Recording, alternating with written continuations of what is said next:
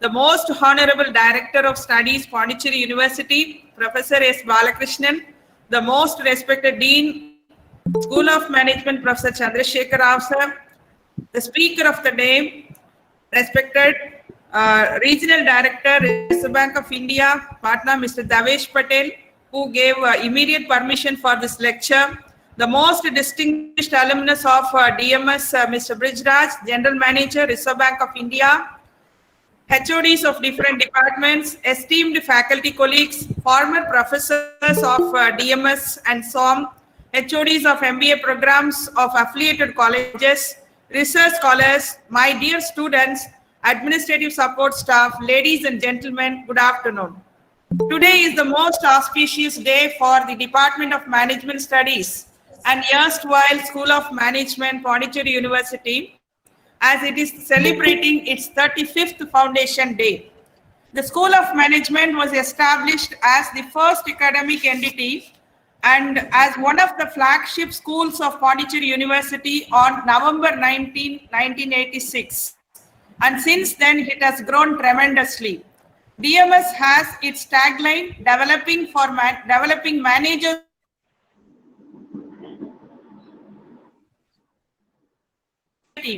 as entrepreneurs, technocrats, CEOs, academicians, bankers, corporate leaders, CMDs, and many occupying coveted and high positions in academia and industry, both in India and abroad. Coming together is beginning. Keeping together is progress. Working together is success, said Henry Ford. The DMS takes pride in having the legacy of School of Management, and it has established strong industry-focused teaching programs and cutting-edge research.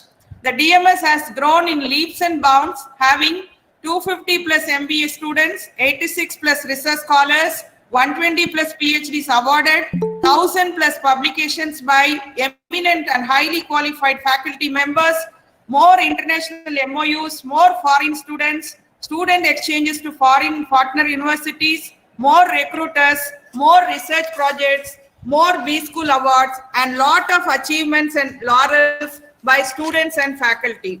DMS has always been providing leadership both in academic and administrative activities.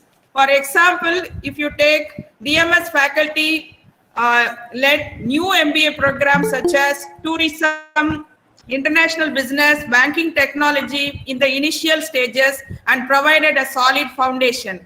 Many senior DMS faculty have assumed deanship of School of Management and provided a visionary leadership. DMS has also pioneered in starting an industry-relevant MBA program on data analytics. Currently, many SOM DMS faculty occupies many administrative positions and extending their expertise for the university administration.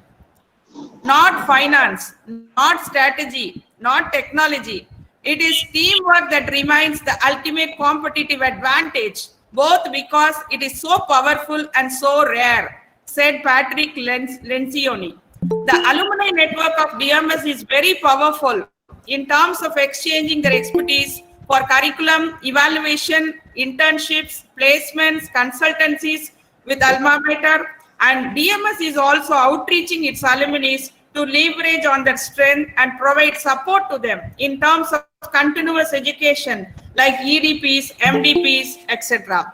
Today is the D-Day for Department of Management Studies, and it will be recorded in the annals of DMS as we are commemorating the 35th Foundation Day, with last week having invited the 35th batch of MBA students, and today having a Foundation Day lecture on a very relevant topic, saying that the topic is on India, an emerging leader in digital payments. And it is going to be by not less than a central banker and our distinguished alumnus holding general manager position in RBI. The topic has relevance here that the India is emerging as global leader.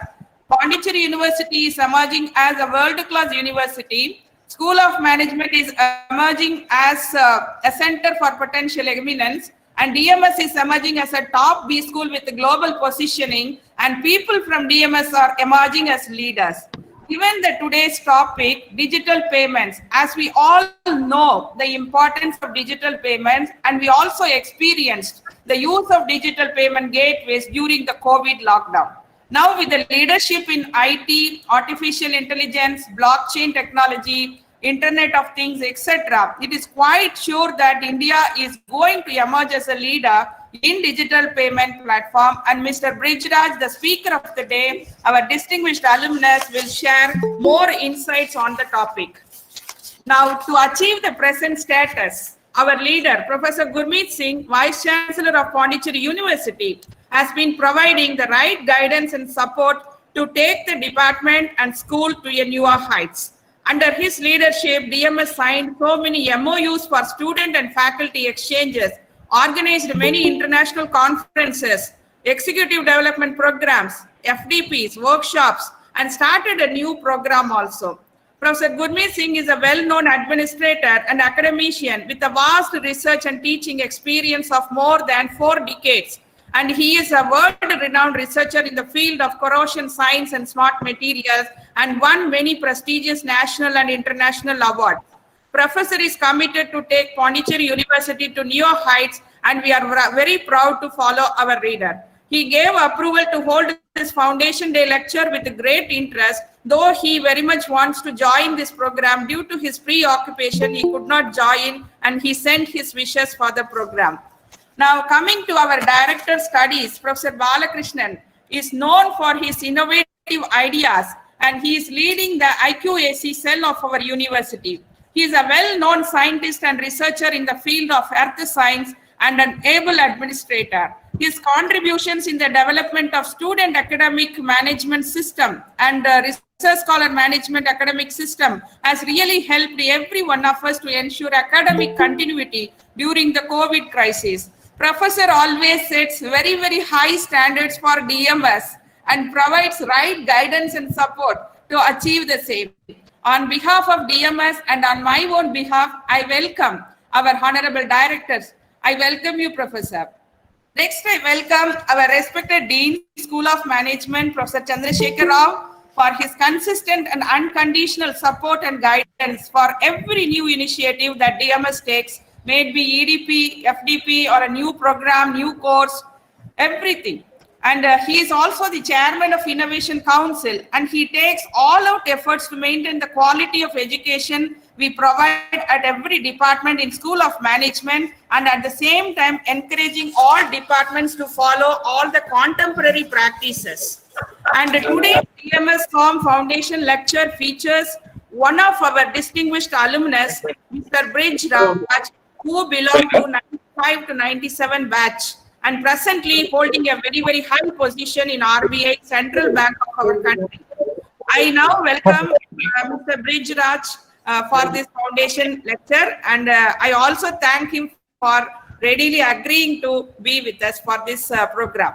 And institutions are built by contributions of many individuals over a period of time, and I welcome all the former professors of this department to this Foundation Day lecture. I also welcome our Dean, Professor Chandrasekhar Rao, for this program. And I welcome all the HODs of School of Management, my esteemed colleagues, research scholars, MBA students, invitees, especially Mr. Davesh Patel, Regional Director of RBI Patna, who readily gave permission, deputed our alumnus to give this lecture, and all the alumni and everyone for this Foundation Day lecture.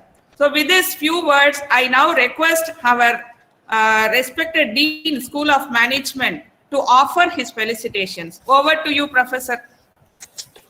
Thank you very much, Dr. Charumati, the leader of our DMS, and today I am very happy to formally invite our director, Dr. Balakrishnan, who looks after the academic activities of the whole campus, and my former dean, Dr. Raya, and the Foundation Day lecture is going to be given by our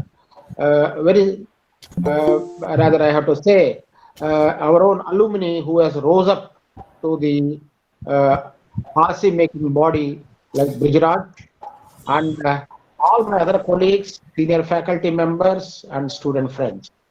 Foundation Day is an occasion for all of us to spend going back and looking at ourselves, what is that we have achieved over last 35 years.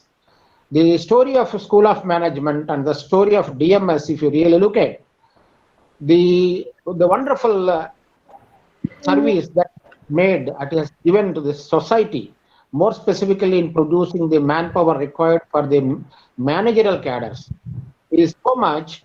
And if I start listing out the number of people who have reached these higher positions like vice president and CEOs, I think we may have to publish a small booklet of the great achievers from these corridors of the School of Management and from the corridors of the DMS. This is all possible because my committed faculty and the systems are designed and developed by our former deans, and the type of autonomy given by the university administration for the School of Management. So this may be an occasion for me to thank all those who have contributed for the great contribution of the School of Management and DMS in the production of the manpower required for the industry. I am personally thankful for the present faculty and the faculty who just left, retired or superannuated, because in this department, as a dean, I look at commitment from the faculty. It is commitment, if I say, it is not just by teaching and doing research. Every teacher looks for, there is a type of accountability that they keep. In every program that they design, they look at what are the skills I am going to give and what are the outcomes. And ultimately, these outcomes are these skills. How are they suitable to the industry? What are the changes in the industry requirements? So every teacher thinks about it before floating a course, before handling a class. Every session is with a lot of accountability. This outcome-based teaching and learning process today is able to make the DMS visible and able to record year after year, 100% placement in good multinational companies, and that is the credibility. My colleagues, my teachers, my senior teachers, and my teachers who are superannuated all have integrated, and they may be, many times they sacrifice their personal research for want of for finding out placements, better placements, skill development, skill requirements for the students. So this is how the commitment of the teacher in an extended form like accountability. So every teacher in this school, in this department, I have seen, they find themselves, they enjoy themselves, they feel proud to say that I'm accountable for every lesson that I teach in the class.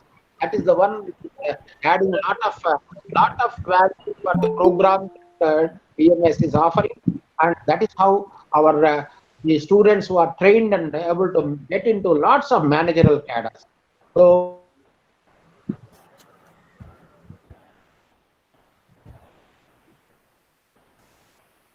I wish all my colleagues and all my seniors, all my senior deans who have made the DMS so visible in the B schools, among the B schools, through its research, through its programs, through its the placement record, and many more that what our HOD has been narrating about DDPs and outreach and many programs, competitions, management meets, participation in MMA, CII, and sending students to abroad, one semester study abroad. This type of programs, not only DMS is known for in our entire school. Thank you for the faculty, thank you for HOD, and thank you for my director and my former dean, Dr. Raka, who have made this all possible over last 30 years. Thank you.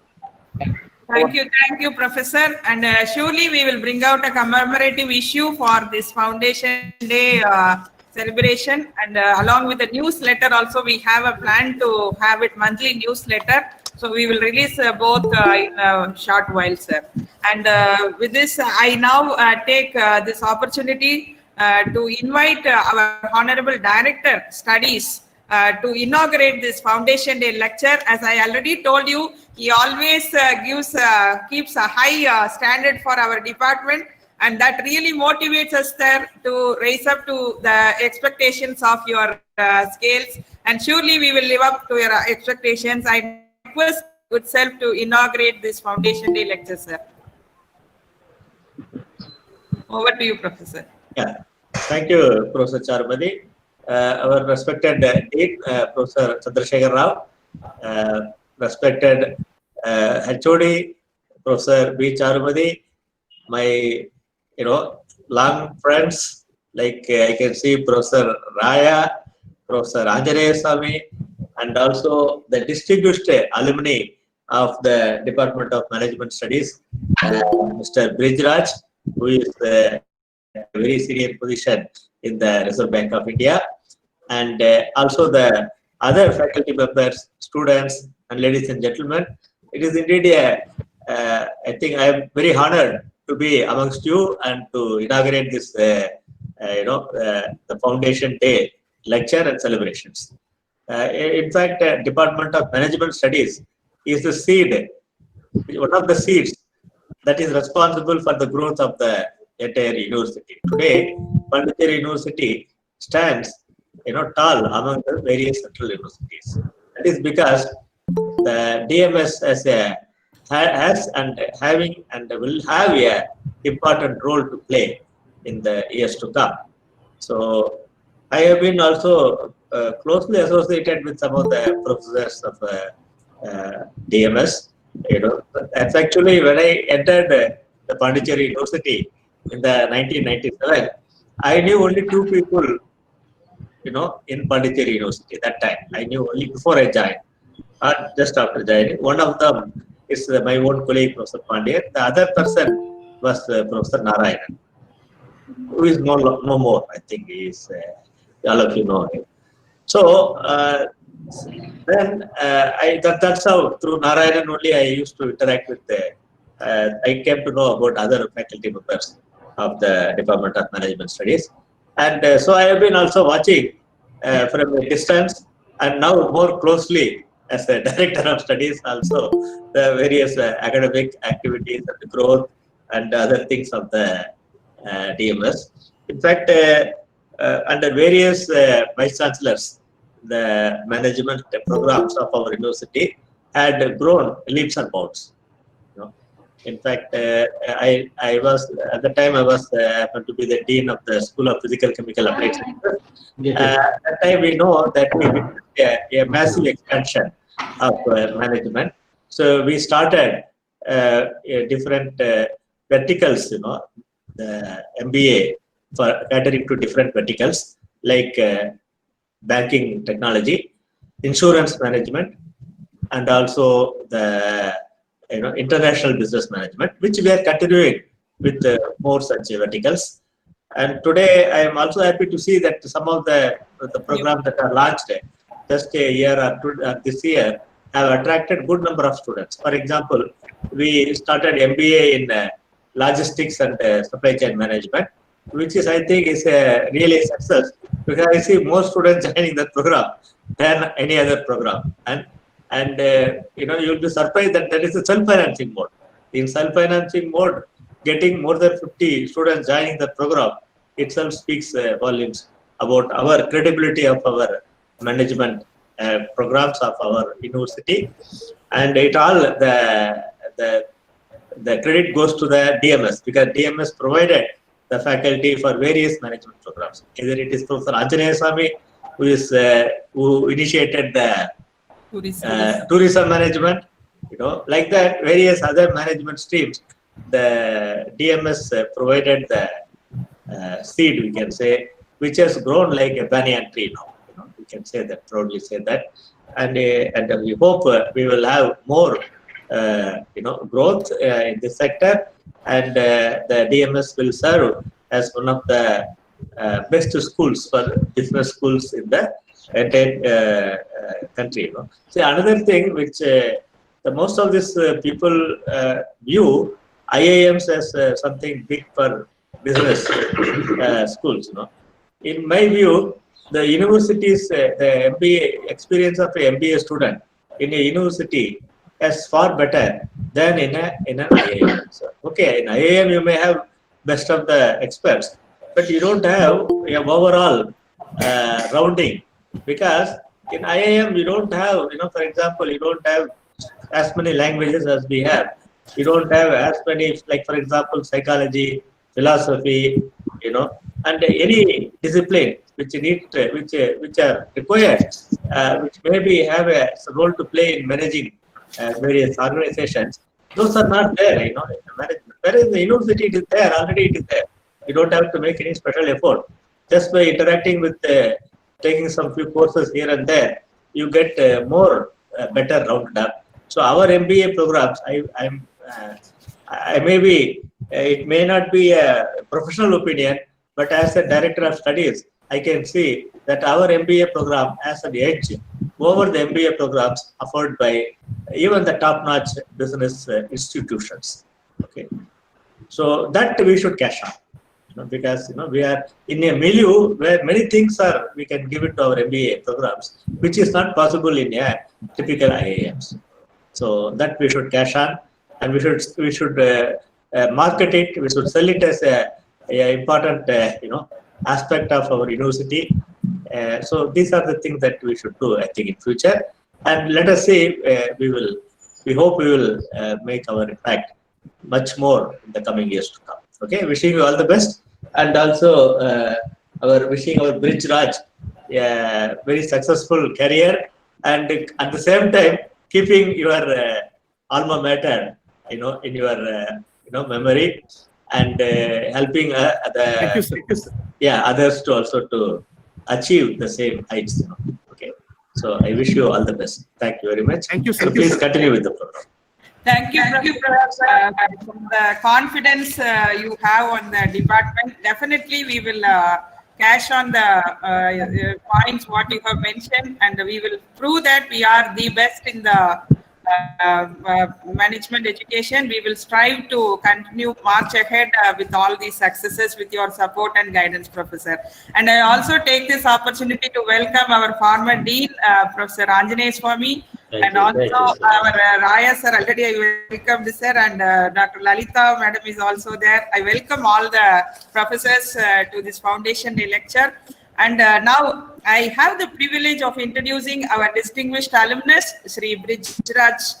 And Shri Bridge Raj belongs to the 1999 batch of direct recruit officers of the Reserve Bank of India. He is a senior officer in the rank of general manager and has previously served as the banking ombudsman and ombudsman for digital transactions at the RBI Patna. Prior to joining the RBI, Bridge has also briefly served in SEBI, India's capital market regulator, and Bank of Baroda, a premier public sector bank. He has also served as general manager in charge of the Reserve Bank of India, Patna. Bridge is an electronics and communication engineer from the University of Engineering, Osmania University, Hyderabad, and a Master of Business Administration from the Department of Management Studies, Pondicherry Central University, and also from the top-ranked HALT International Business School, Boston, USA, class of 2007, which he pursued under the prestigious Golden Jubilee Scholarship awarded by the Reserve Bank of India. At HALT, he was a meritorious student and was awarded the Dean's Scholarship and Dean's Fellowship. Bridge has also completed with distinction an executive certificate in leadership and strategic management from the prestigious Jack Welch Management Institute, USA, and on FinTech from the Judge Business School, University of Cambridge, UK, through a scholarship from the Commonwealth, UK, and also on financial development and financial inclusion from the IMF Institute.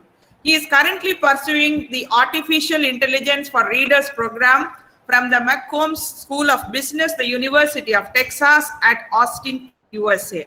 Bridge is a certified bank trainer and a certified bank compliance professional.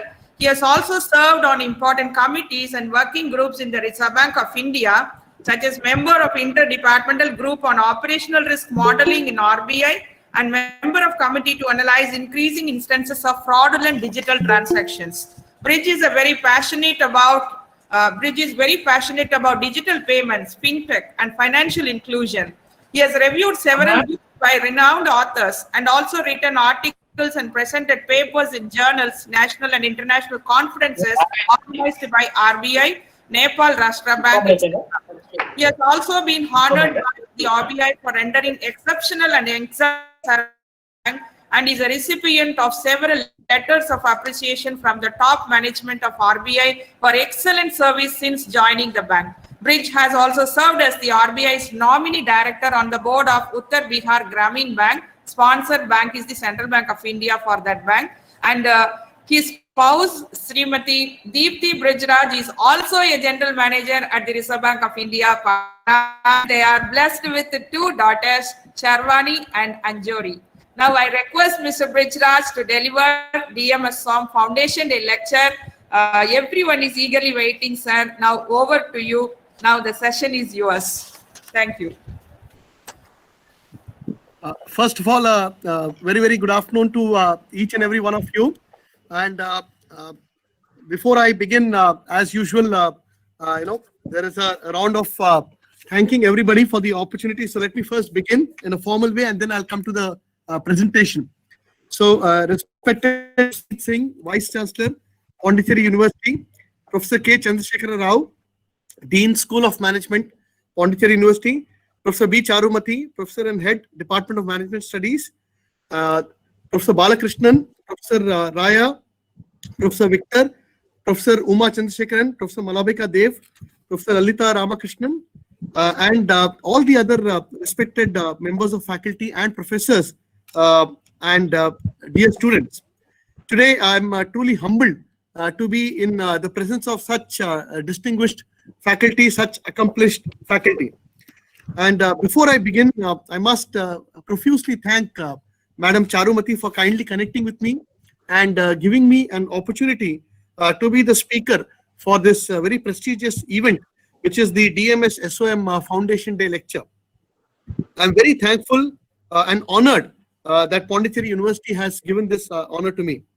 I'd like to congratulate the Department of Management Studies, School of Management, Pondicherry University, as it celebrates its 35th Foundation Day today. And I studied for my MBA from the School of Management, Pondicherry University during 96 to 98. And it was a fantastic learning experience. And the 2 years which I spent at Pondicherry, in many ways, I feel it laid a very strong foundation for the success that I have experienced in my career so far. And the School of Management has come a long way. I'm very happy to note that this indeed come a long way and has achieved several important milestones in its journey so far and has earned several accolades during the last 35 years. So I'm delighted to know that today it's a vibrant, active, and a much sought after B school. And most importantly, it is keeping itself relevant with the times and offering industry relevant programs, and has become a much sought after B school in South India and also rest of the country. So and also internationally. So please accept my compliments for the great work which is happening at Pondicherry University and particularly the School of Management. Coming to today's topic, I have chosen the topic India, an emerging leader in digital payments, with much care and thought. I am, all of you would be glad to know, I'm the regional head for digital payments in the state of Bihar and Jharkhand. And as somebody who has been very closely following the developments in the payment and settlement space in the country and across the world, I can proudly say that India truly, in many ways, is an emerging leader in digital payments. And from my presentation, that will become quite well understood also. So if you kindly permit, I will start the presentation now. Share the screen. Yeah.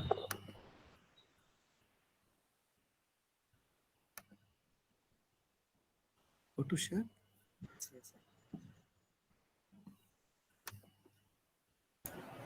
Present now, you user, then select the entire screen and then you can open the PPT.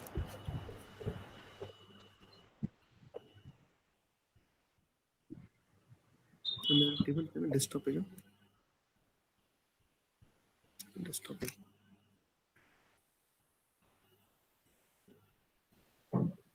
Oh, desktop. Yes, isn't it?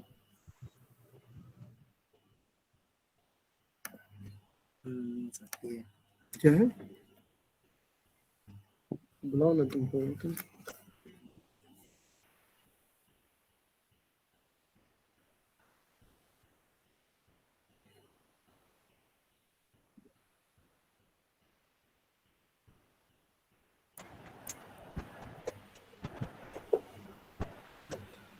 Yes, now it's coming up. Yeah.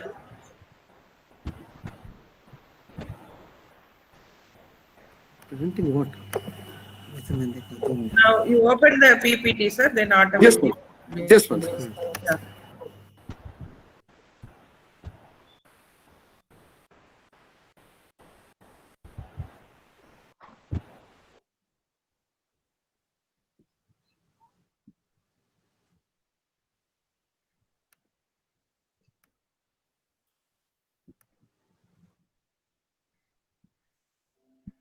Is it clear, ma'am? Can you see, Yeah. ma'am? Yes, sir, it is visible. Yeah. Can you see the screen, ma'am? Yeah, we could Yeah. see. Yeah. So, as usual, there is a disclaimer that this views expressed are personal, which happens with any this thing. So, let please. Payment and settlement systems form the backbone of any economy. Am I audible, ma'am? You're audible. Am I audible? Yeah, you're audible, sir. Yeah. So, it's very important for any country to have a well-defined payment and settlement system, because just like infrastructure is required for roads, highways, for travel and transport, likewise, payment and settlement system forms the backbone or the financial infrastructure for any country. And Reserve Bank of India has been playing a very important role, not only as the country's financial sector regulator, but also the regulator for the payment and settlement system in the country. A major thrust was given to large value payments by the launch of RTGS, which is called Real-Time Gross Settlement, in March 2004. And this has substantially reduced the time taken for payments. Reserve Bank of India also introduced what is called as NEFT, National Electronic Fund Transfer, and ECS, debit and credit, to support retail payments. Today, NEFT is something which has become very common and is quite widely used. With everybody, desiring that payment and settlement be made available on a 24/7 basis, Reserve Bank of India has made NEFT available from last year, from 16th December last year, available on 24/7 basis.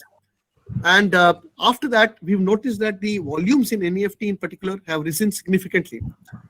So after the launch, we keep seeing how it is working, and we see that it's operating smoothly. And thereafter, this year, on a few months ago, last month rather, on October 9, our governor announced that even RTGS, real-time gross settlement, would now be available round the clock from December 2020.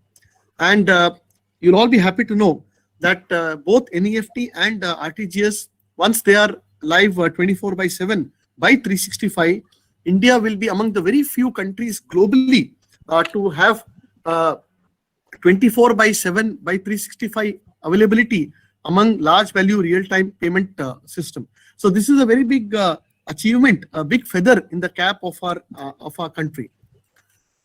Retail payments, as we know, have been growing exponentially. We are today gone are those days when we used to stand in a queue and fill a form for for depositing cash, or for making a demand draft, or for transferring money and so on.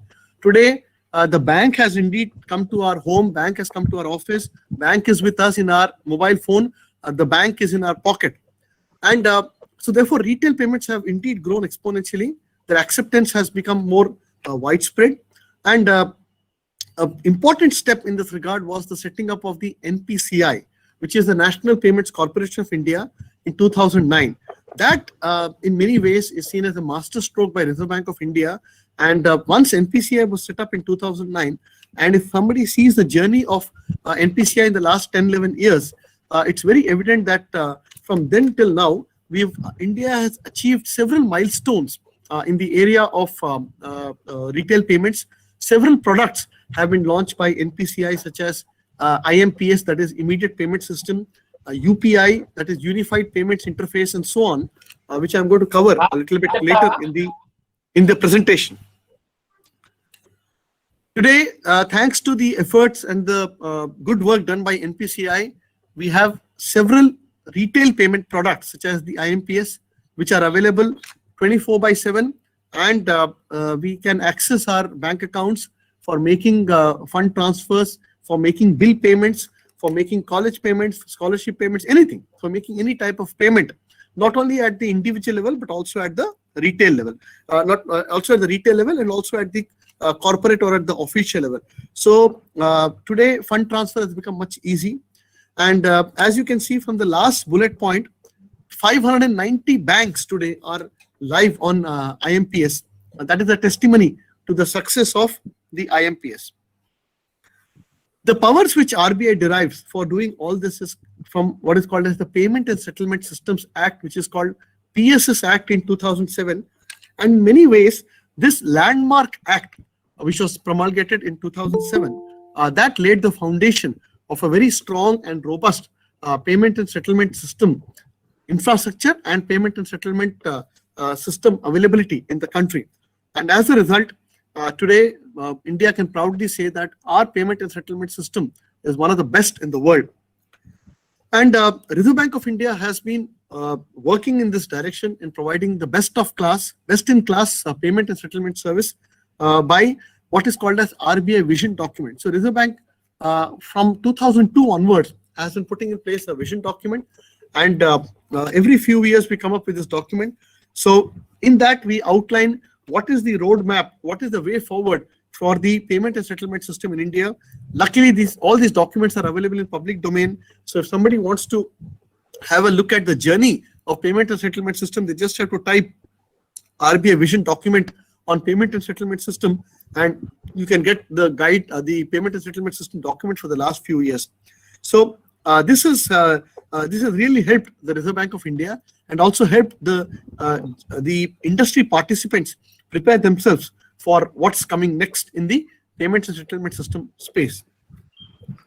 So the vision of RBI here is to provide every Indian with access to a bouquet of e-payment options, and our pursuit is towards a less cash society and a less card society. So we want the transactions to happen digitally. We want them to happen through mobile phones. We want them to happen through laptop, PCs, etc., so that there is less use of cash and also there is a less card usage in the country. Today, as we know, a lot of things are getting digitized. So there's a macro trend in India where everything's getting digitized, and financial services and digital payments are one of the first areas. These are called low-hanging fruits. So these are some of the first areas to get digitized. And a country like India, which has traditionally been a cash-driven economy, because of the ease of using cash, has today, shifted. I would say, has accepted and adopted digital payments. And you'll all be very happy to know that almost 30% of the transactions which are happening in India today, payments are happening through the digital mode, and 70% is still in cash. So still we are largely a cash-driven economy, but the percentage of transactions in cash are gradually coming down. So demonetization, which happened in late 2016, and the events thereafter have given a big thrust to digital payments. 2017, in many ways, could be termed as the year of digital payments, because that year, digital payments, whether it is debit card, credit card, internet banking, UPI, mobile wallet, you name it, every possible digital channel saw a surge in 2017. And you'll all be happy to know that 2018, 19, 20, that surge which we saw in 17, that has thankfully been sustained. Today, as we are all grappling with the COVID-19 pandemic, we are all at one side quite scared of it, have gone through difficult times, but a positive side, or you can say an unintended consequence of this, but a positive one, is that it has given a major thrust to digital transactions. And therefore, if one were to really see the growth from last year November till today November, we can again see a big spike in the use of digital modes, and particularly digital transactions have increased sharply in the last 1 year. So obviously, there is a long laundry list of digital payment options, but the 7 or 8 which immediately come to my mind is internet banking, mobile apps, debit card, credit card, UPI, mobile wallets, Aadhaar-enabled payment system, Bharat Bill payment system, and so on. And there are some more which are not mentioned here, but these are some of the modes which all of us are using quite regularly. So digital payments have found a strong ground in India and have found very good acceptability. And as I mentioned, in recent months, they've touched record volumes. Just to give an example, UPI, which is the mobile-based 24/7 by 365 basis available app, 2.07 billion transactions. A billion is a big word. Billion transactions were processed last month in October, and value is 3,86,106 crore, vis-a-vis 1.414 billion last year and 191. So one can see that almost twice the amount of transactions, so close to 100%, 90-95% increase in transactions, and both in value and volume terms. So today we are having banks, fintech companies, and other payment service providers who have also joined the digital payment bandwagon. And earlier, being mobile first, digital first was only a catch line, but today it has become a way of life. Today it's become a reality, and today its acceptance, as I said earlier, has increased manifold. So the long and interesting history behind the evolution of digital payments, which has been steered by RBI, piloted by RBI, has been succinctly captured in several documents, and I've also provided the link to one of the documents called Payment Systems in India. Now, coming to the global outreach of payment systems and where India stands, and why the connect with the topic, which is India emerging as a leader. So today, India is home to very innovative digital payment products, which are available at a low cost, and they're available anytime, anywhere. So they're not only low cost, which means you have the acceptance is there. At the same time, they are seamless, easy to operate, and available 24/7, and so on. So as a result, looking at our success, many countries have expressed interest in participating and partnering with India, and also replicating the products of India in their country based on their specific requirements. And particularly relating to check truncation system, NEFT, UPI, messaging solutions, etc., a few countries have already approached Reserve Bank of India, and you'll be happy to know that we are sharing with them how we have gone about this product launch, etc., how we have designed all these products, and we are helping other countries also launch similar products in their jurisdiction. Today, there is great scope for enhancing the global outreach of our payment systems. So our thinking process is that if they have succeeded in India, then the lessons of our success should be shared with the other countries, and we'd be more than happy if the citizens of other countries also benefit from these payment products and so on. So we are actively participating, cooperating with other countries, both through international and regional fora, and we are helping them develop these products for their respective countries also. And as a result of all this, leadership role is now being envisaged for Reserve Bank of India, and also for India as a country in payment and settlement systems. So what has made India an emerging leader? What exactly happened? So the initiative which we have taken for Digital India by Government of India, that have been a major step, a major reason for success.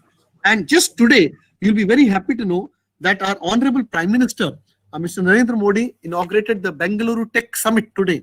And there he mentioned that Digital India campaign, which was launched 5 years ago, has been a massive success. And today, thanks to the efforts made by the government under its Digital India campaign, today the country is reaping the benefits of the digitalization push in multiple quarters and in multiple ways. So we must thank the Digital India initiative taken by Government of India as as one of the reasons where we are for making India an emerging leader in digital payments. Reserve Bank has also taken a lot of initiatives. Other sectoral regulators like SEBI, PFRDA, IRDA have also taken a lot of initiatives. Huge push by government for direct benefit transfer. Then efforts made by banks. Ultimately, it is the banks, fintech companies, NBFCs, etc., who are required to implement. They have done a fantastic job. They've done a phenomenal job in implementing all these initiatives of RBI and Government of India.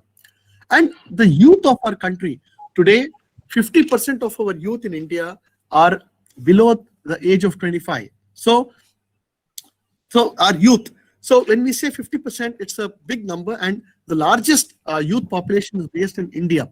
So they have readily accepted, digital payments and are active users of digital payments. We also have 75 crore internet connections, which have grown in a big way. Rural India, most of India we know lives in villages, as said by Mahatma Gandhi, our father of nation. And despite being in rural India and semi-urban India, 1/3 of internet connections today, you'll all be happy to know, are in rural India. And people in rural India are connecting to the internet through their mobile phones, and they have also started getting the benefit of digital payment modes. So there's a seamless use of digital payment modes in urban India and also in rural India. The successful rollout of UPI has been another reason why India is emerging as a leader in digital payments. And a clutch of application programming interface, APIs as they are called, is helping us make use of Aadhaar, our digital identity, national identity. And that API clutch is called India Stack, which has really helped to our country to forge ahead in digitizing many services. So today, India is among the few countries, very few countries in the world, which have also ensured data localization. You'll be happy to know that all big companies such as Google, Yahoo, Facebook, all of them who are providing, Amazon, who are all providing services relating to digital payments, are all having data pertaining to transactions done in India itself. So from a data privacy point of view, that's a big positive. To ensure that consumer protection is also taken care of, Reserve Bank of India introduced the Ombudsman scheme for digital transactions in 2019 January. And today, India is one of the few countries in the world to have a separate ombudsman for digital transactions.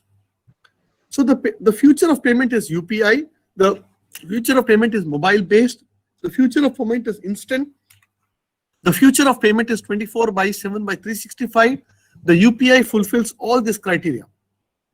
So the launch of UPI has been a game changer in India, and that really set the tone for India emerging as a leader in digital payments. It was launched in 2016 by NPCI, and it is helping facilitate interbank instant fund transfer through smartphones.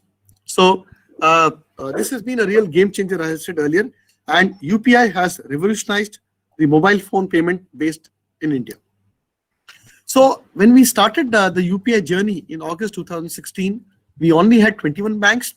In just 4 years, 168 banks are there today on UPI.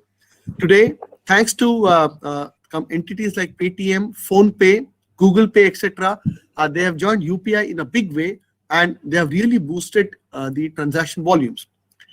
As a result, for the common man, digital payments are saving time, increasing productivity of the individuals and our economy. So other countries are keenly following India's journey in digital payments. They are not only looking to learn India's success story, but they're also looking to replicate the journey.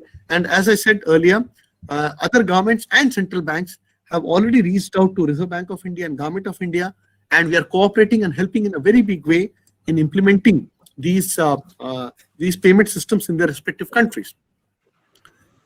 Now, in August 2020, 3-4 months ago, the NPCI launched an international subsidiary called NPCI International Payments, or NIPL, to export the indigenously, locally developed in India, made in India, or made in India, as you can say, digital payment offerings.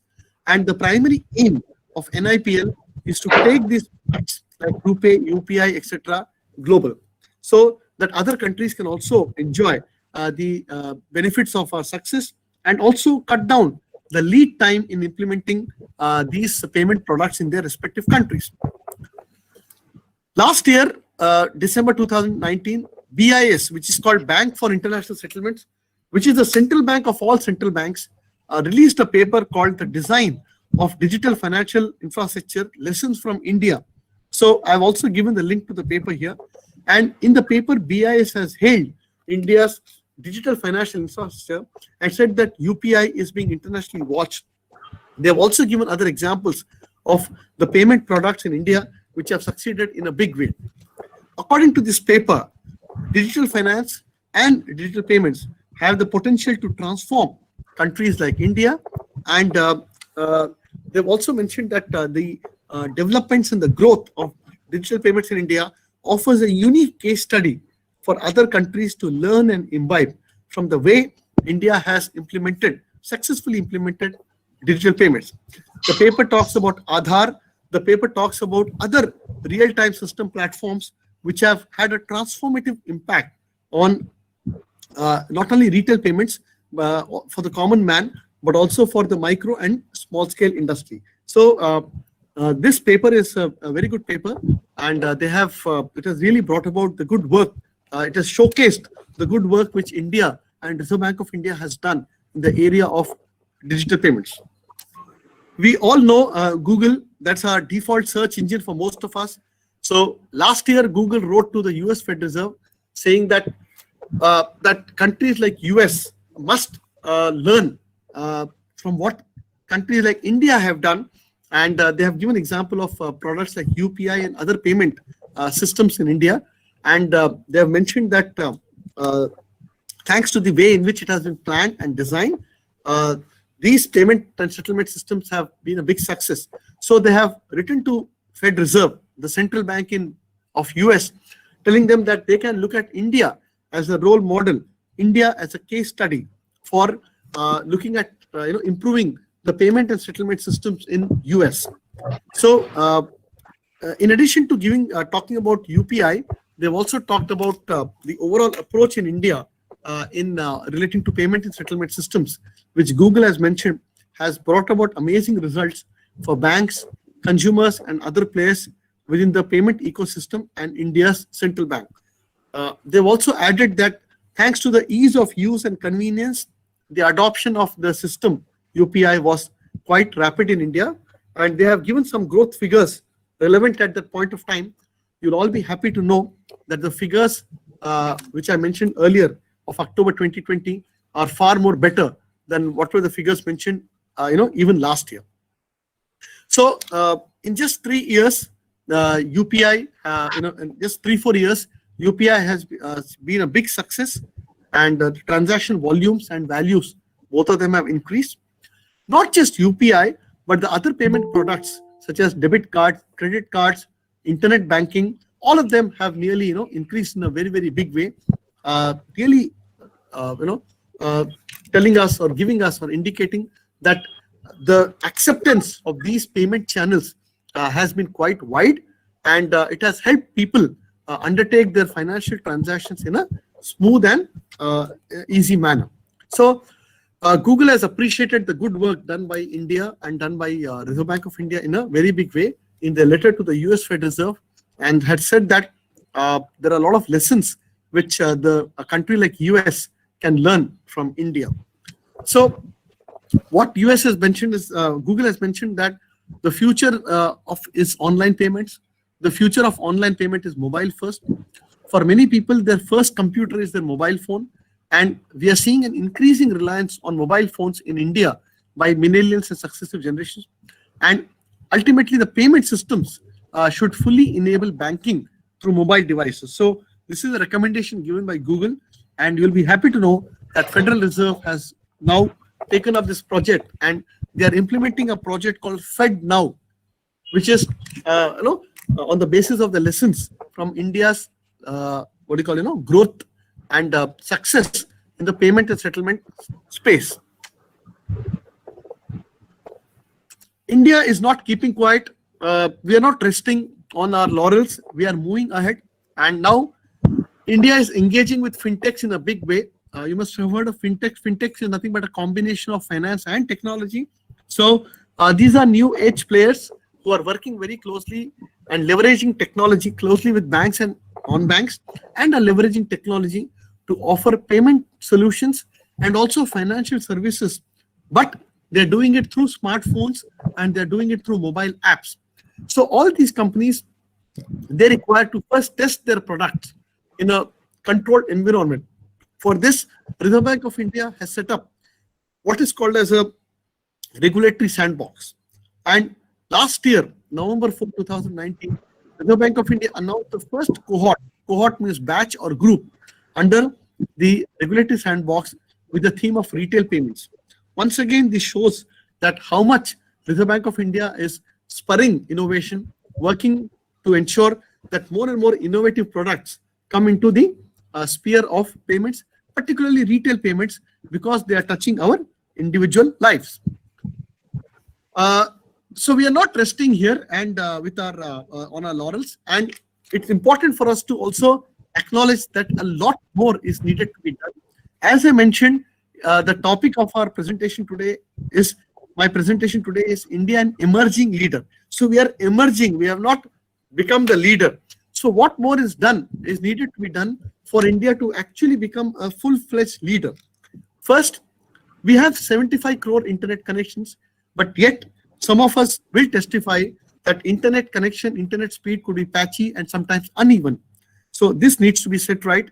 Second, access to internet should become a human right. Today, internet has become as important as air, water, and and other things which are required for our for our sustenance and livelihood. Likewise, access to internet is also has to be made a human right in India.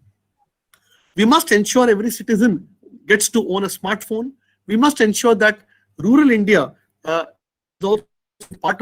becomes a full part of the growth journey, and therefore every village should have facility to access tabs, on at least on a rental basis, and ensure 4G access across the country. We should be the first country to move to 5G in order to keep pace with technology and growing aspirations of India's youth, millennials, and the vast segment of our country. All online services and applications must be available in major Indian languages, because India is a multi-linguistic country. People speak different languages. So services and applications must be made available in all major Indian languages. Then data privacy is very, very important. So we must ensure that citizens have control over the use of their data, and consent must be taken from individuals before organizations and governments use this. Then public sector banks in particular must beef up. The number of transactions hitting their servers is in millions and sometimes billions also, as you saw from the figures. Therefore, and post-COVID and post-demonetization, there's been a record surge in the number of online transactions. So it's very important that banks beef up their server capacity. In September, you'll be happy to know that RBI, government, and even the NPCI, we are all monitoring the failure rate of transaction very, very closely. And 9 out of 10 banks recorded failure rate of 3%, which means 3% of their transactions, digital payment transactions, actually failed. And 9 out of them were public sector banks. So this should not happen. And therefore, we are working very closely with the public sector banks and all banks, but public sector banks in particular, to ensure that the failure rates actually come down. So the back-end infrastructure in public sector banks needs to be upgraded to cope with the huge increase in digital transactions. Chat banking. Some of you must have read in the paper that a few days ago, the NPCI gave approval to WhatsApp, which is owned by Facebook, for launching what is called as WhatsApp Pay by NPCI. This is a significant development because today we all use WhatsApp, we use Telegram and other chat apps. But imagine sending money to each other, transferring money to each other, making bill payments becoming as easy as sending a message on WhatsApp. So that is the service which WhatsApp Pay is giving, and in many ways this is going to be a game changer for payment and settlement system. So therefore, WhatsApp Pay has also been introduced now, and very soon it will start scaling up its operations. So chat banking is going to become the way forward. Open banking, wherein banks, non-banking finance companies, technology companies, they all interact with each other through the use of APIs, which is called Application Programming Interface. Open banking is something which countries like Australia, countries like UK, and some other advanced countries have already introduced. So therefore, this is something which is being the experiment there is being looked at with the great interest, and so this is something which we can all look forward to. So artificial intelligence, blockchain, virtual currencies, so these type of new technologies are coming up in a big way. So the use cases for AI, blockchain, etc., more and more use cases are now coming up. AI, we know, is particularly good at repetitive routine tasks and thinking systematically and consistently. So therefore, it can be deployed at scale in banking, financial services, and digital payments. So artificial intelligence and machine learning and data analytics, they hold huge promise for taking banking and financial services and digital payments to the next level of growth in India and abroad. Obviously, when we have new technologies, we require an oversight body. So that is the need of the hour. And so an oversight body is now in the works, and NITI Aayog, which is part of Government of India, is also working on setting up an oversight body so that the artificial intelligence and other new technologies can be rolled out by keeping everybody's interest in mind. Fintechs, already a lot of talk and a lot of discussion has happened on fintechs, and going forward, we will see a lot of competition between banks and fintechs, which provide digital payments and financial services. We all know that fintechs do not carry any legacy issue, unlike public sector banks. So therefore, they are causing disruption in provision of financial services, in provision of payment and settlement services, and so on. So fintech disruptors are agile, they're focused, and they're adept at providing excellent customer service.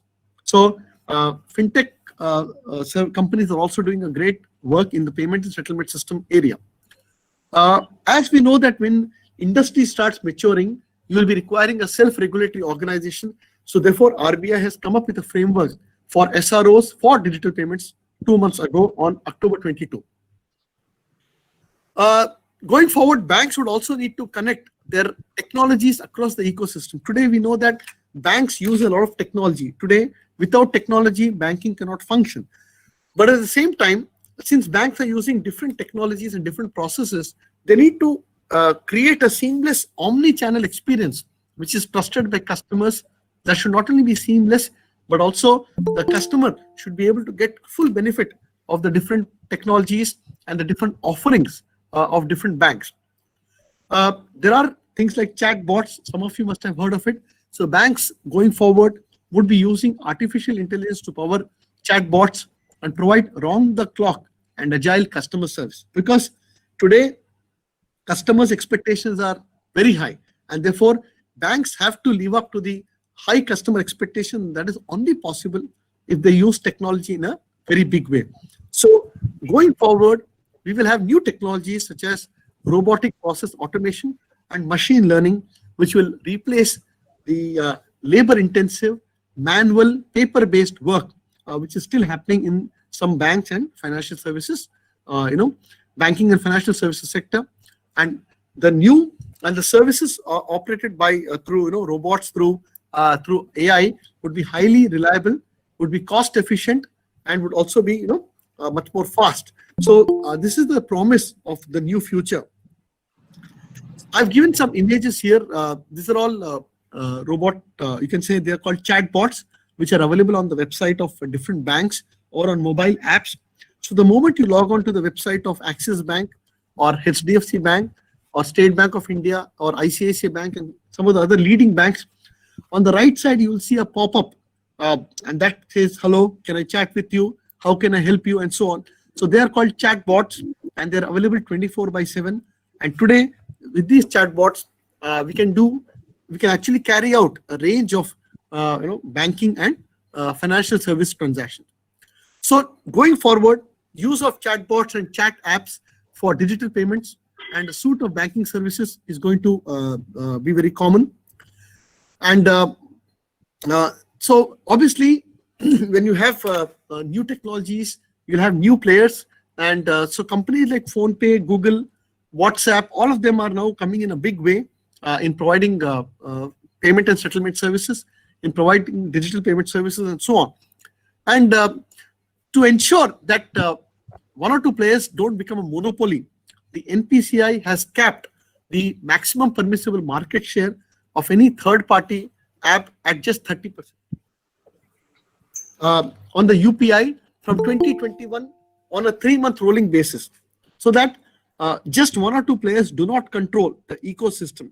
And this is another game changer move from NPCI, so that we have more and more entities participating in the provision of payment and settlement system, and we don't end up with a monopoly. If you see China, for example, today in China, if you just Google, there are only one or two payment service providers who have captured the entire digital payments in China, and one of them is owned by Jack Ma of Alibaba, which is so Alibaba's Ant Pay is providing one such service. So therefore, that type of situation we don't want in India, where we want just one or two entities who are capturing the entire digital payment space.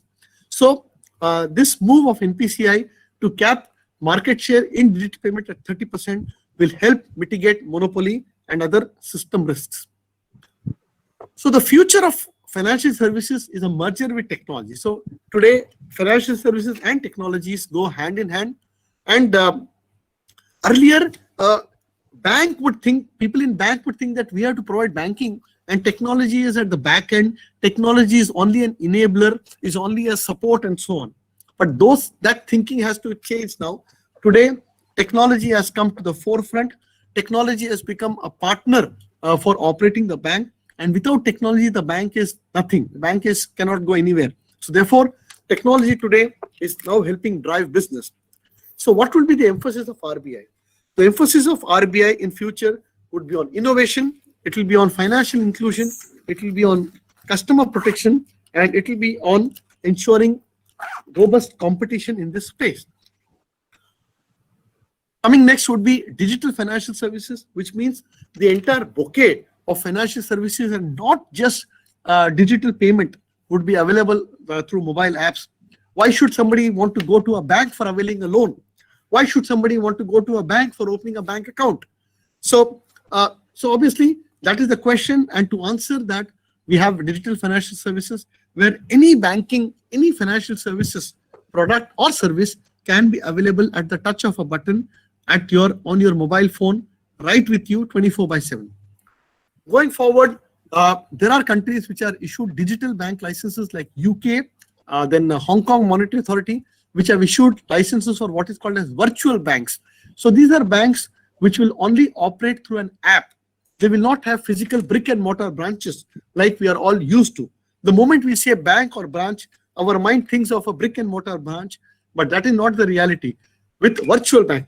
So digital banks are going to be the next way forward, and this is something which other countries have also introduced. So everything will happen. You can avail all the services of a bank, but it will all be digital. So some countries have already experimented with this. So everybody in the banking financial services sector is watching this experiment in UK, Hong Kong, and other countries with great interest. Obviously, when you have digital payments taking off in such a big way, you also require what is called as dispute resolution mechanism. So with digital payments happening in millions and billions, obviously you will require a robust, quick, efficient online dispute resolution mechanism. For this also, Reserve Bank of India has introduced a similar mechanism called ODR, which is online dispute resolution mechanism for digital payments. And all banks have been asked that from January 1, 2021, as a New Year gift from the Reserve Bank of India, as a New Year initiative, so to say, from Reserve Bank of India, all banks and payment system operators have been advised to have an online dispute resolution system from January 1, 2021. Okay, so this is a New Year initiative from the RBI for further giving a boost to digital payment services, and this will also help increase the confidence level of people in using digital payment services, because we want them to use it in a safe, efficient, and trustworthy manner. So if there is a problem when I do a digital transaction, I know that the dispute resolution mechanism, ODR mechanism, this will get resolved in a quick way. Reserve Bank of India a few months ago has also announced that it wants to ensure there is continued innovation in the digital payment space and also in the banking and financial services industry. So as you're aware, new technologies are emerging from time to time. So how best to make use of this new technology for benefiting the banking and financial services sector? For this, Reserve Bank of India has introduced the Reserve Bank Innovation Hub, RBIH, to promote innovation across the financial sector and leverage on technology. So the RBIH will help create an ecosystem that will focus on promoting access to financial services and products. It will help the industry, academic institutions, and the other players in the financial sector to collaborate and to work on exchange of ideas and prototypes. This is an excellent opportunity for universities like Pondicherry University to come forward and become a part of Reserve Bank of India's Innovation Hub. Further details are available on the RBI website, and if you require any assistance, I can help you, connect with the concerned officers who are looking after this initiative in Reserve Bank of India. As we know that when we want to push digital infrastructure, you require what is called as acceptance infrastructure, particularly point of sale infrastructure. Today, in a bank, when we open an account, we are all given a debit card, credit card, etc. But today, when we go for shopping, particularly in a retail outlet physically, or in a medical store or any other shop or utensil store or any other store, in most cases, now you are seeing that they're having also a point of sale machine, a POS terminal. But till a few years back, they were not having a POS terminal. But it's also a fact that all merchants, even today, do not have a POS terminal. So we want, whether it is in a village, whether it is in a semi-urban place or in an urban location, we want all merchants to have what is called as a POS terminal, or at least a mobile POS terminal, so that people can use the debit or credit card, and people can use, and there is no need for them to carry much cash with them, and they can do the transaction through debit or credit card. So we want the point of sale infrastructure to go up in a big way, and the need is that during the 3-year period, 18 to 21, at least 6 times, our expectation is that the US terminals, etc., need to improve. And to ensure this, Reserve Bank of India in June 2020 has also announced a payment infrastructure development fund to encourage deployment of point of sale infrastructure, particularly in the tier 3 to tier 6 center and northeast state, which are particularly in the rural and semi-urban parts of India. So going forward, RBI, government, banks are going to give a further fillip to payment systems, and therefore the payment acceptance infrastructure has to be scaled up in a very, very big way. So we have already made an initial contribution of 250 crore to this corpus, which is covering half the fund, and the remaining money will come from the card issuing banks and card network operating in India like Visa, MasterCard, RuPay card, etc. And this will take care of ensuring that there is much more upscaled acceptance infrastructure in the form of POS terminals and other payment modes.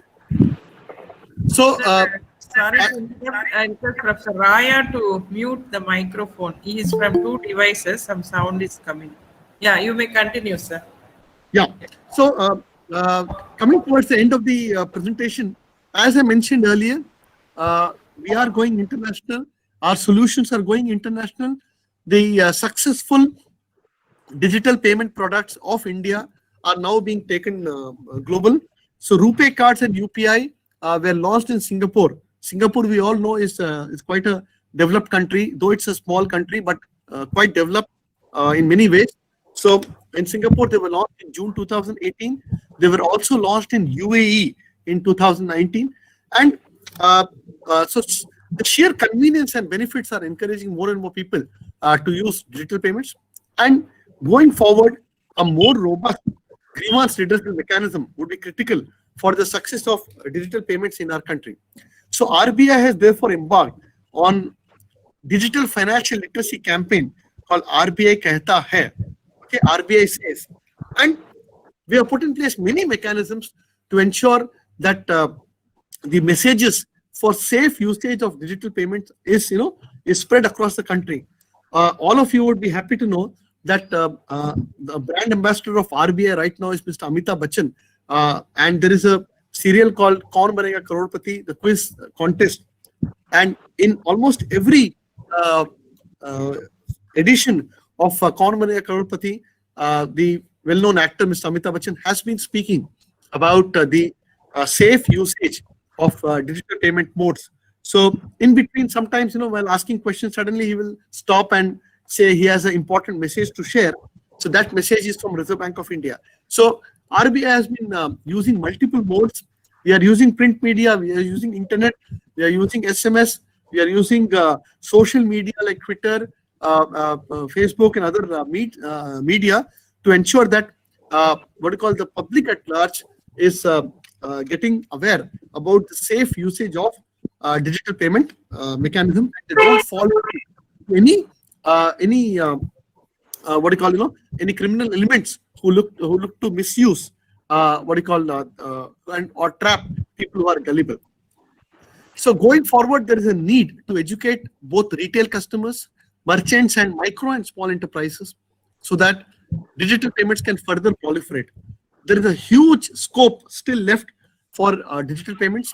In fact, in countries like Sweden, some of the other countries in Europe, there you'll be really surprised or happy to know that digital payments are 98%, 99% of the total listing. So cash is hardly used in some of these countries like Sweden, etc. So we are moving gradually towards that area. That time it will take a few years for us, but we are slowly and steadily moving in that direction. Government of India, RBI, banks, fintech companies, everybody is working hard to popularize digital payments. And as can be seen from the discussion we have had during this presentation, really great work, good work, phenomenal work has happened in India on the digital payment front. But yes, we are not resting on our laurels, and a lot of work is also in progress. And as we are already in 2020, today you'll all be happy to know that right now as we speak in Reserve Bank of India, we are already thinking of what next, what needs to be done the next 3 years, 4 years, 5 years, and so on. And to give direction to this thinking and work in a focused manner, Reserve Bank of India last year had appointed Mr. Nandan Nilekani, who is the chairman and founder of Infosys Limited, as head of a committee. It has given a landmark report on the way forward for digital payments in India. The report of the Nandan Nilekani committee report is available in public domain. I will request anybody interested to please read. It's one of the best reports ever published, according to me. And it gives a very clear roadmap as to what India should do, RBI should do, government should do in order to further spread and popularize digital payments and really take it to the next level. It's a fantastic document, and some of the best experts in the country in the area of digital payments have worked on it. So it's a very good report. I request you all to please read it. And before to conclude, it is really important for India to get the work in progress completed as effectively as possible to become, in the real sense, a global leader in the digital payment space. So let's all join the digital payment movement and also encourage others to do so. Thank you very much for patiently listening to me. And I hope this presentation was useful and you all got something to learn from this presentation. And I hope you all got an opportunity to understand what's really happening in the country in the digital payment space. Thank you very much. Thank you so much, Mr. Brijraj. It was a wonderful piece.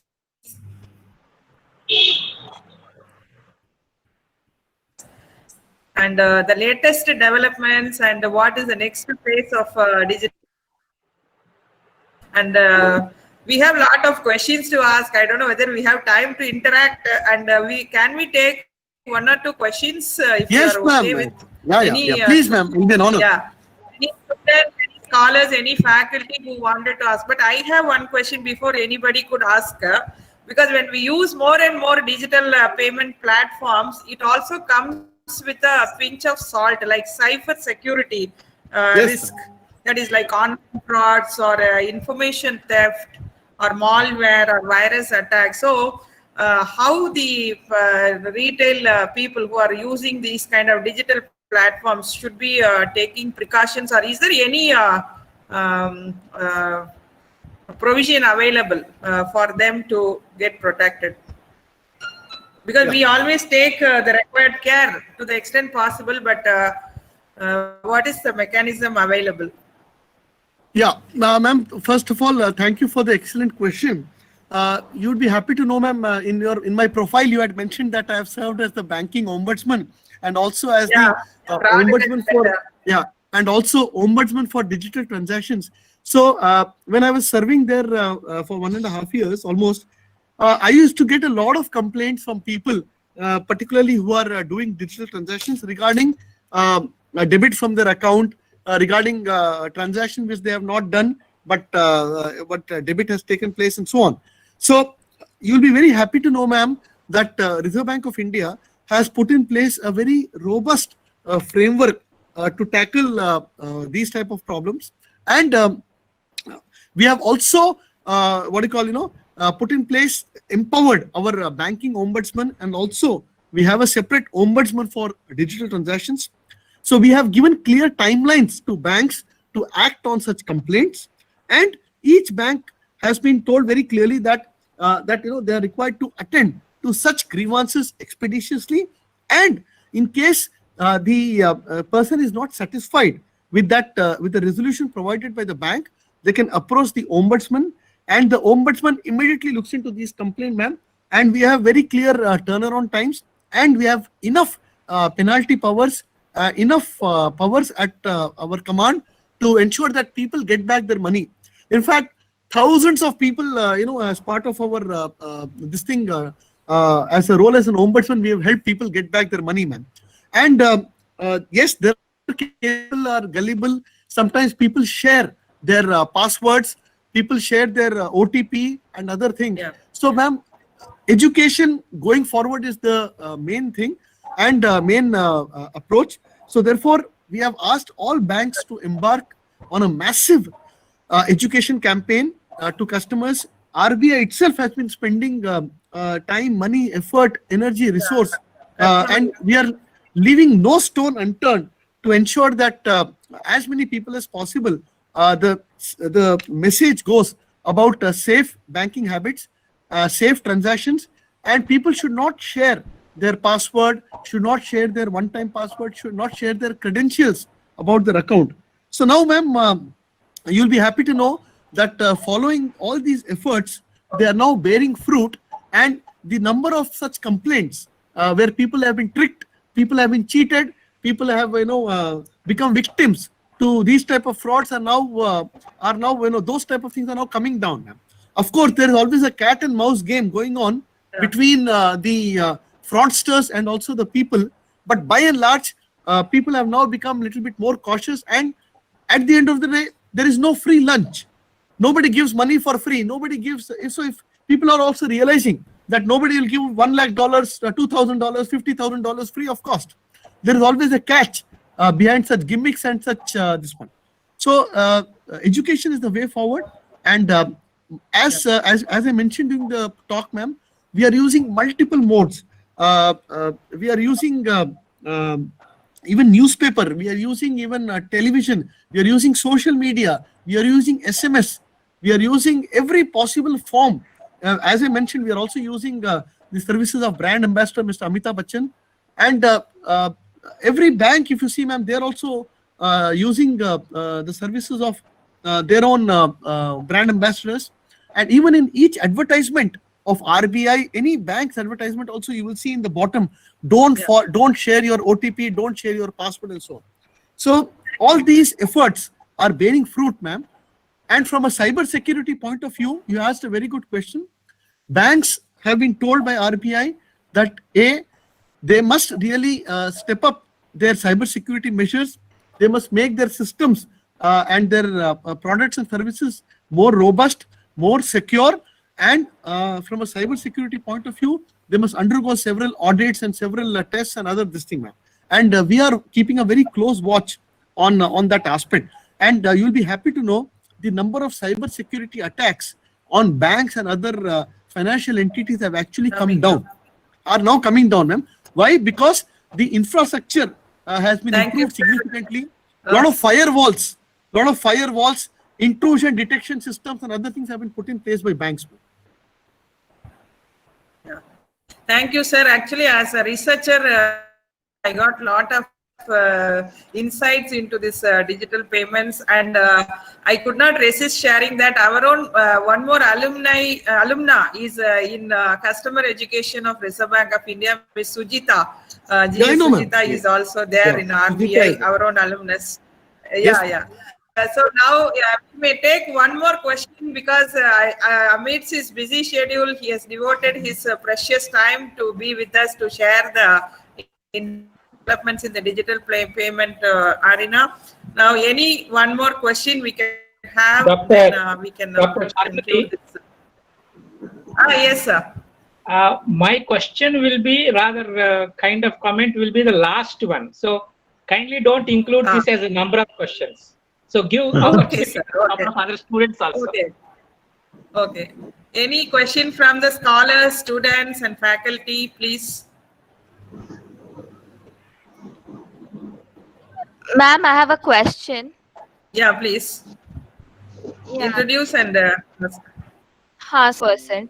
And there are so many remote areas, villages where there is poor internet connectivity, poor infrastructure, as well as other people are there who lack the tech know-how. So how do tech organizations go about the implementation and execution in order to pull in these remote areas and the people who are ignorant about digital services into the large global digital village? So can you mention some necessary steps these organizations take to include them? Yeah, so I must thank Madam Preeti Padma Parida for an excellent question. And I completely agree with you that that India is predominantly rural. And as I mentioned during the presentation also, no less than our father of nation had mentioned that India lives in its villages. And 70% of India is indeed rural, as you rightly said. And in many ways, rural India is actually playing catch up with urban India. And there is, as you rightly mentioned, relatively poor digital infrastructure. But at the same time, we must be cognizant of the fact that rural India also has similar aspirations to urban India. Rural India people in rural India would also like to have access to similar quality of services and products availed by urban India. And at the same time, you'd be happy to know that banks, Reserve Bank of India, and payment service companies like Paytm, Google Pay, and other companies, they are all now looking at rural India as the next big frontier to conquer, the next big market. So there is a commercial motive also in banks and payment service companies to go to rural India because of the sheer size of the market. Today, you will be very happy to know that if you talk to somebody in Flipkart or talk to somebody in Amazon, the number of PIN codes which they are covering in India, or almost every PIN code in the country is being covered. What does it mean? It means that people in rural India today are buying, products from Amazon and Flipkart, and that is the same thing which you and me do in big cities.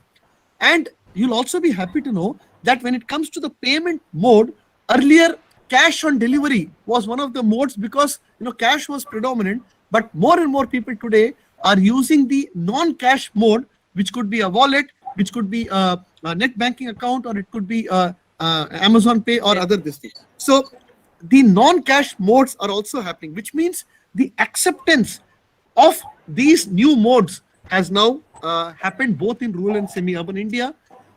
Over the last few years, companies which are in the mobile service space have worked in a big way in improving the connectivity in rural India. And today, when we travel, in fact, as part of our job, till recently, unfortunately, because of COVID, we are not traveling that much. But earlier, I used to travel quite a lot in rural Bihar and Jharkhand. And you would be very happy to know that though Bihar and Jharkhand are seen as relatively poor, relatively rural, relatively the last 1 year. And if that were to be so, does it mean that our economic activity is really on an increase, because any payment is a reflection of a productive transaction?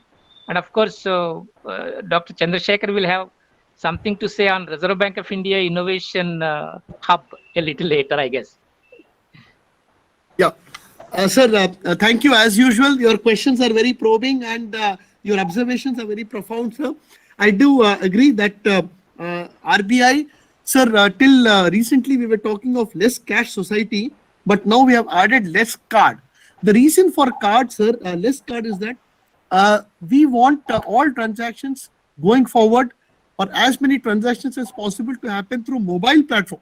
The reason there is, the moment you say card, we have so many issues coming up. You require a POS machine for using the card. The card has to be kept safely. The card has a certain life. It has to be reissued after certain this thing. The card can be misused. A card can be skimmed. A card can be cloned, and so on, sir. So going forward, we would like to have not only a less cash, but also a less card society, so that people use more and more of digital payment modes, such as smartphones, mobile apps, and so on, so that the need for actually having a card and all the associated infrastructure therein is done away with. Coming to the second part of your query, sir, on increase in the volume and value of digital payment transaction. Yes, while in the last 1 year, there has been 100% increase, but just to assure everybody here, including Professor Raya, that this is not a one-off or a short time spurt. I've been following this the growth for the last few years now, sir, and you'll be happy to know that the growth in digital payments, particularly after demonetization, that was in 2016 end, November, December, in 17, 18, 19, the growth has been in high single digits, double digits, sorry, and it has been sustained. And yes, in some ways, we can say that there is a link correlation between digital payment increase and economic activity. So does point to, in some ways, a revival in economic activities.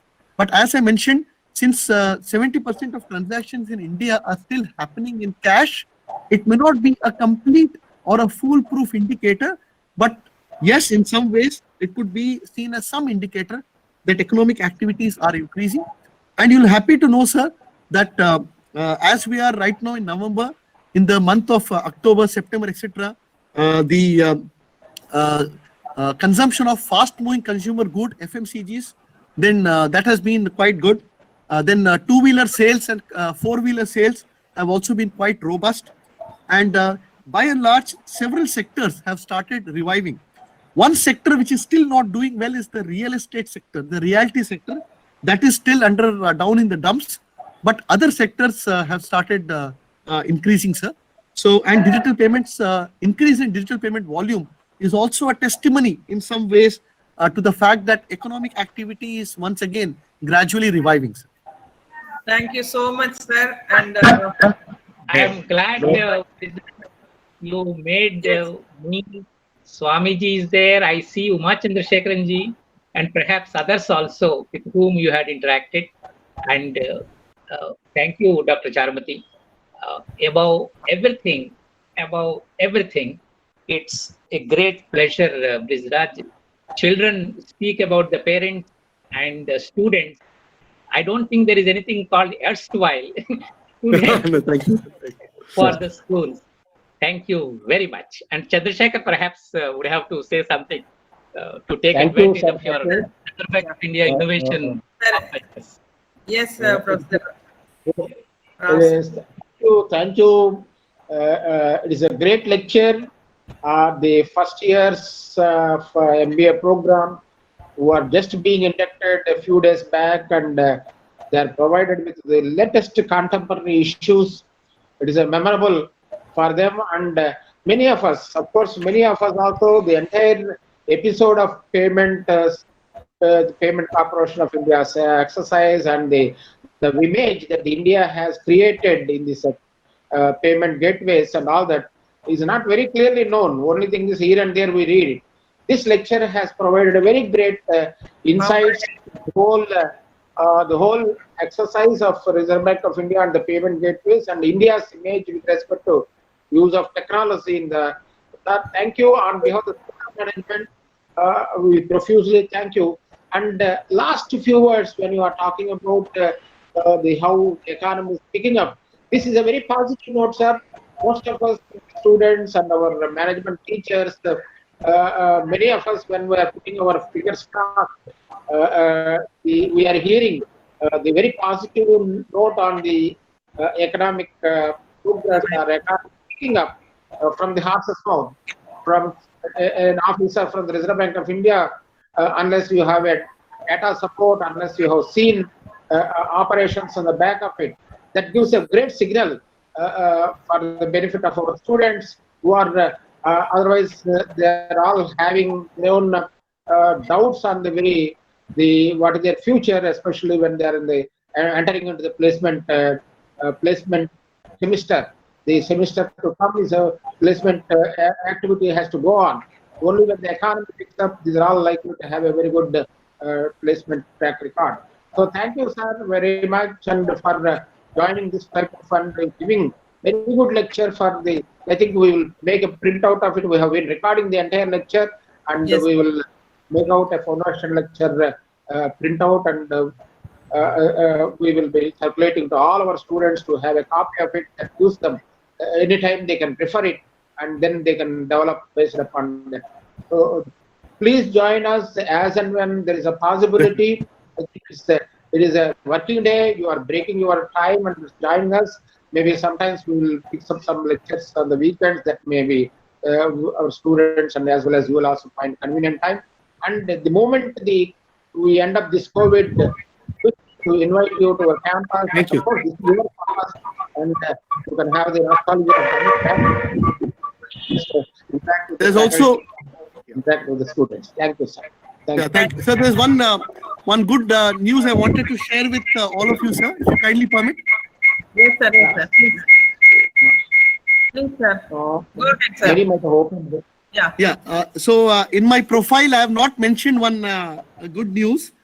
There is a government of UK fellowship called Financial Services Fellowship. It is called British Chevening Financial Services Fellowship for 2020.